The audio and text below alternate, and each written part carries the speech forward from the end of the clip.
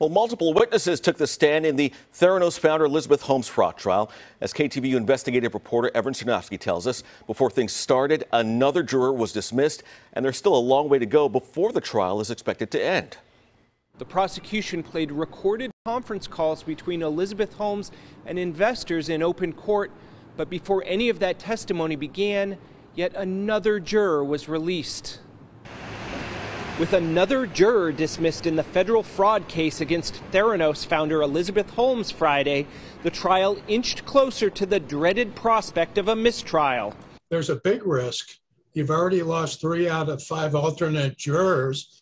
If something else happens, especially in the times of COVID, they lose both. You have a mistrial. Following the morning jury shakeup, the prosecution called several key witnesses. Former Pfizer scientist Shane Weber described rejecting Theranos' technology for a 2008 oncology study. But even though the companies had no relationship, prosecutors showed jurors internal Theranos documents that falsely claimed Pfizer verified their tests. Next up was John Tolbert, VP of Finance with a Texas investment company called the Hall Group. Prosecutors played secretly recorded calls between Holmes and investors in which she made claims about Theranos' technology being used by the military.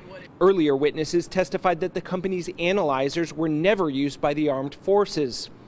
KTVU legal analyst Michael Cardoza said those calls will likely resonate with the jury. That type of evidence points to Elizabeth Holmes.